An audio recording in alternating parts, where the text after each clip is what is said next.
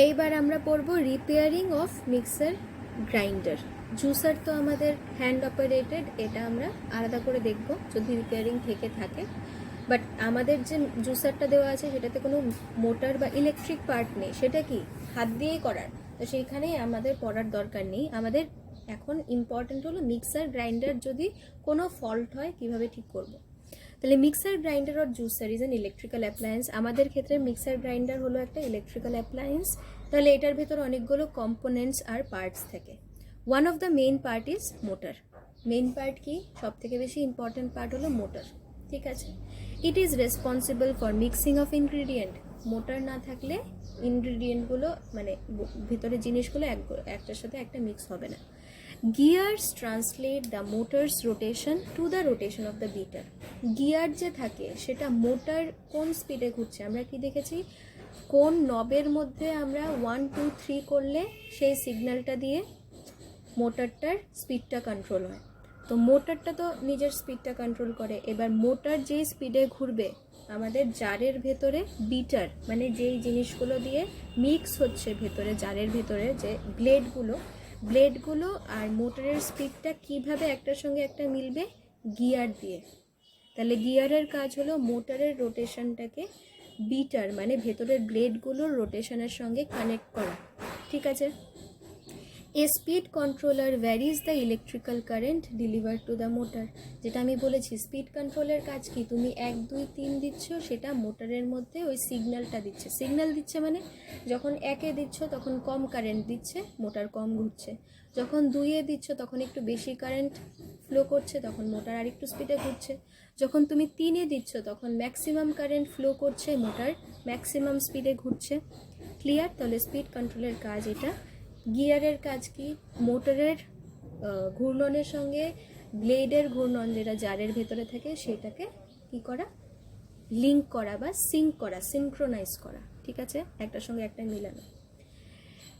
ওকে, এবার কি প্রবলেম হতে পারে আর তার সলিউশন কি। If base unit fails to start, বলছে মোটরের যে বেস ইউনিট মানে মোটরটা যদি স্টার্ট হতে অসুবিধা করে তাহলে প্রথম সলিউশন কি, ensure cord is plugged in properly, মানে তুমি কারেন্টের বোর্ডে তারটা ঠিক করে লাগিয়েছো কি না সেটা দেখতে হবে first. Second, ensure power supply is active, মানে তুমি যে মেন বোর্ডে তারটা লাগিয়েছো ওইখানে তুমি সুইচটা অন করেছো কি না, আর সুইচ যদি অন করে থাকো তাহলে ওই বোর্ডে কারেন্ট আছে কি না। এরকমও তো হতে পারে যে তোমার বাড়িতে এমসিবি ট্রিপ করে গেছে বা ফিউজ উড়ে গেছে, তার জন্য তোমার বাড়িতে কারেন্টই নেই, তাই জন্য হচ্ছে না। তো তোমার পাওয়ার আসছে কিনা সেটা ভালো করে দেখতে হবে, আর সেটা তুমি বোর্ডের মধ্যেও দেখতে পারো কিভাবে, টেস্টার দিয়ে টেস্টারের মধ্যে রাইট সাইডে ঢুকিয়ে দেখবে ফেজ বা লাইন আছে কিনা। 3 number, ensure the unit is switched on, মানে তুমি সুইচ অন করেছো কিনা সেটা দেখতে হবে। Ensure that the jar is not overloaded, যে তুমি জারের মধ্যে অতিরিক্ত লোড দিয়েছো কিনা সেটাও এনশিওর করতে হবে। কি বলেছিলাম, যদি অতিরিক্ত লোড দাও তাহলে ওভারলোড প্রোটেকশনটা কি হবে, ওভারলোড প্রোটেকশনটা কাজ করবে আর ভেতরের সার্কিটটাকে অফ করে দেবে, ঠিক আছে। তাহলে তুমি ওভারলোড যদি দিয়ে থাকো সেটা চেক করবে যে ওভারলোড সুইচটাকে তুমি আবার অফ করে অন করবে, ঠিক আছে। এই 4টা করবে সলিউশন যদি প্রবলেম হয় তোমার মোটরের মানে ভেতরের নিচের যে পার্টটা 1 2 3 সুইচ এগুলো যদি কাজ না করে। ইফ মোটর স্টপ, ধরো মোটর ঘুরছে না, তাহলে কি করবে, আবার same ensure cord is plugged in properly, মানে ঠিক করে তুমি বোর্ডের মধ্যে তারটা লাগিয়েছো কিনা দেখবে। Ensure that the grinder safety নব ইজ নট লুজ, গ্রাইন্ডারের ভেতরে যে ওএলপি যেটা বললাম ওভারলোড প্রোটেকশনের সুইচটা লুজ নেই তো সেটা তোমাকে দেখতে হবে, কারণ সুইচটা যদি কোনো কারণে লুজ হয়ে যায় তাহলে কি হবে, সার্কিটটা নর্মালি ব্রেক হয়ে থাকবে, ঠিক আছে। এরকমও হতে পারে যে ওভারলোড সুইচটা তুমি মানে এটা ট্রিপ হয়নি, মানে নিজের থেকে একটু সুইচটা লুজ হয়ে গেছে, তো সুইচটা লুজ হয়ে গেছে মানে সার্কিটে একটু গ্যাপ হয়ে গেছে, সার্কিটে একটু গ্যাপ হয়ে গেছে মানে সার্কিটটা ওপেন সার্কিট হয়ে গেছে, তো কারেন্ট ফ্লো করতে পারছে না, এরকমও হতে পারে। তাহলে মোটর যদি কাজ না করে তখন তুমি দেখবে সেফটি নবটা মানে ওই ওএলপির যে সুইচটা সেটা কি লুজ হয়ে গেছে কিনা সেটা তুমি ধরেই বুঝতে পারবে, কারেন্ট অফ করে ধরবে কিন্তু। তারপরে switch off the unit and unplug, আর যদি এটা না হয় তাহলে কি করতে পারবে, অফ করে কিছুক্ষণ মোটরটা রেখে দাও। কেন? Let the juicer or motor cool down from overheating. ধরো তুমি অনেকক্ষণ ইউজ করেছো, তো মোটরটা গরম হয়ে গেছে, তো মোটরটাকে ঠান্ডা করার জন্য, নর্মাল হিটে আনার জন্য, নর্মাল টেম্পারেচারে আনার জন্য কি করতে হবে? মোটরটাকে বন্ধ করে কিছুক্ষণ রেখে দিতে হবে। যদি মোটর কাজ না করে, এগুলো হলো solution. 3 number, if mixer does not function at all speeds. ওই যে কি বলেছিলাম, 1, 2, 3 প্রত্যেকটা স্পিডে কাজ করছে না। ধরো তুমি যখন 1-এ দিচ্ছ তখন কাজ করছে, 2-এ দিচ্ছ কাজ করছে না, আবার 3-এ দিচ্ছ কাজ করছে। তখন তুমি কি করবে?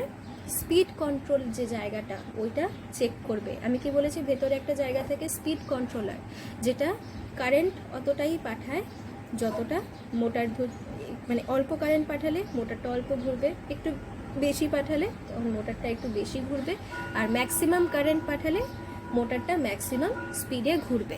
ওকে, তো স্পিড কন্ট্রোলটাকে চেক করতে হবে। যদি সব স্পিডে মোটরটা না ঘুরে, তখন ওই স্পিড কন্ট্রোল নবটা যেটা দেখিয়েছি সেটা আগে দেখবে যে কাজ করছে কিনা।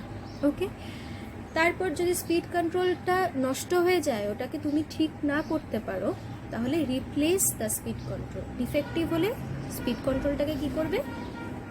রিপ্লেস করবে, নতুন কিনে এনে বাজার থেকে লাগিয়ে দেবে। Okay, next, if motor hums but beaters do not rotate.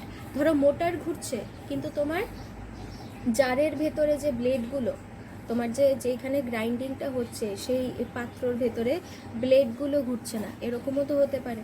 Motor humps মানে মোটর ঘুরছে কিন্তু জারটা ঘুরছে না, জারের ভেতরে যে ব্লেডগুলো ঘুরছে না। তখন কি করতে পারবো? প্রথমে আমি মোটরটা চেক করব, ঠিক আছে, রিপ্লেস ইফ ডিফেক্টিভ। মোটরটা চেক করব যে মোটরটা ঠিক আছে কিনা, আর যদি মোটর ঠিক থাকে তাহলে মোটরটাকে বাদ দিয়ে দেবো, রিপ্লেস করব নতুন মোটর দিয়ে। If excessive vibration in mixer. ধরো মিক্সারটা বেশি ভাইব্রেট করছে মানে অনেক বেশি নড়ছে, এরকম হয় না? মিক্সারটা আছে, এটা বেশি কাঁপছে, ভাইব্রেশন মানে কাঁপছে অতিরিক্ত। Check and replace beaters if defective. তখন কি করতে হবে? তখন এটা মোটরের দোষ নাও হতে পারে। প্রথমে কি করব?